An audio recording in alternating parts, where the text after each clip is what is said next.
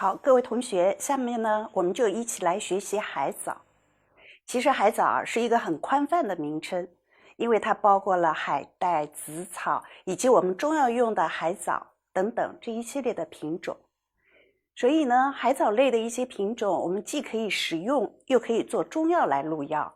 其实呢，还可以作为我们美容保湿面膜中的主要原料。所以同学们在对于认识海藻的时候，应该呢把它的面呢放得更宽。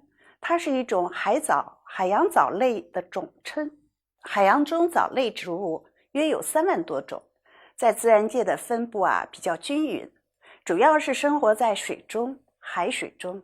而与药用关系密切的呢，藻类呢主要有褐藻门、红藻门、绿藻门，它们呢都属于低等植物。为什么呢？因为它们没有根茎叶器官的分化。褐藻门藻类的品种呢，主要是以褐色为主，其中呢，它主要含有叶绿体、胡萝卜素、叶黄素等等成分。那么有大家非常熟悉的海带、裙带菜，特别是裙带菜，主要是在餐桌上以冷菜为主。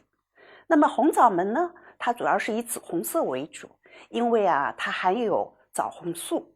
有大家都吃过的紫菜，以及呢石花菜。当然还有一个呢品种比较少，但是呢也是属于藻类里面的绿藻门。它的颜色呢是以绿色为主，主要是因为含有叶绿体，比如说石醇。那么药用的海藻呢，主要是分布在褐藻门里面，比如说马尾藻科的植物洋西菜，或者是海蒿子。那么在我们的中药中呢，它的商品名呢又称为海藻，而前面那个品种呢，我们称它为小叶海藻，而后面那个呢，我们称它为大叶海藻。当然，它们呢也可以用于化妆品中，是一种很好的保湿的一个作用。那么下面呢，我们大家就一块来，主要来学习一下如何去识别洋西菜和海蒿子。洋西菜和海蒿子其实都是多年生的褐藻，但是呢，洋西菜在形态上比海蒿子呢要来得大。洋西菜的个体最高可以达到2米以上，是一种大型的海藻。两者的颜色呢是差不多的，但是呢，洋西菜呢它要偏黄一点，是一种黄褐色，而海蒿子呢是褐色。那么洋西菜的主枝上无刺状的凸起，而海蒿子呢，则在上面呢有细小的一些刺状的凸起。其实最主要的能够区别于洋西菜和海蒿子的，还是它们上面的气囊。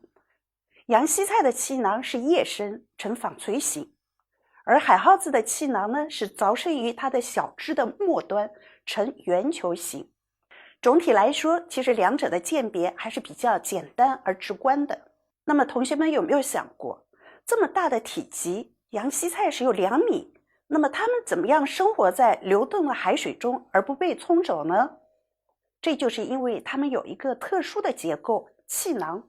那么为了避免不被海水冲走，洋西菜和海蒿子除了有根状体能够比较扎实的扎在泥沙中以外，还是可以通过气囊的漂浮而来支撑。所以气囊长在哪里，也是我们识别洋西菜和海蒿子的一个主要鉴别的要点之一，也是通过气囊来让我们认识海藻的特点以及它们的生活的习性。那么对于化妆品中的海藻又有哪些呢？除了我们上面所说的褐藻和红藻这一大类以外，其实呢，我们主要呢还可以举一些比较常用的一些品种，比如说小叶海藻、大叶海藻，以及呢淡黑巨海藻、澳式海藻。其实我们平时用的化妆品里面最为常见的就是海藻面膜。一般来说我们就是在制作的时候是要把海藻呢打成颗粒或者粉状，在这个时候我们对于原植物的识别可能就不是那么容易。那么这样的话，我们又怎么样去识别这个海藻的真伪呢？正品的海藻颗粒的颜色呢多为褐红色，而且呢颜色比较均匀，颗粒的大小呢也比较均匀，没有任何的杂质，也没有任何的杂色。其实从海藻的外观的颜色上，也不是那么容易区别它的真伪。那么我们通过水试这样的一个特别的特征，是一个很好的一个鉴别方法。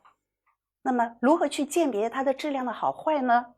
质量好的海藻加水制备面膜的时候，我们用量少，但是呢它起胶粘以及呢起胶快。那么这又是怎么样的一个概念呢？大家呢可以从下面的这张图就能够感受，或者能够去了解。其实海藻啊，在泡水以后，它出胶快，而且比较多，并且呈一种透明的胶质。倒水进去以后，水被海藻一下子就收干了，不仅呢不会有水流出来的这样的一个现状，而且呢它起胶快的这个特点呢是非常明显的。海藻的颗粒啊出胶以后啊，撑起来它是不烂的，因此呢好的海藻的颗粒起胶以后是非常的黏。那么鉴于这样的一个特点，其实好的海藻用的时候啊是非常容易涂开。那么海藻的颗粒调好以后，在脸上抹了，它就比较容易摊开。而且呢还可以把厚的地方呢往薄的地方赶，敷在脸上不会有一种下滑的感觉。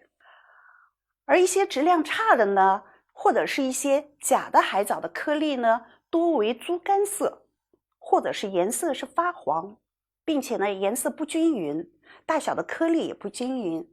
因此呢你在调的时候呢，它起胶呢是比较慢，以及呢甚至是不起胶，就有点像这个水泡沙子的感觉，一颗一颗的，然后才会慢慢的吸进去。在搅拌的时候呢，也不容易给它调开。因此呢，你要用这样的一种，比如说不好的或者质量比较差的一些海藻来做面膜的时候呢，它挑起来是厚厚的一坨，那么在涂抹在脸上也不容易那么均匀的推开，甚至呢很容易在一块儿起的这样的一堆。那么你在试用的过程中，往往这样的一个海藻呢，它会往脸上呢会下滑。因此通过这一些，那么使你能不能鉴别海藻的颗粒的真伪和质量的好坏了呢？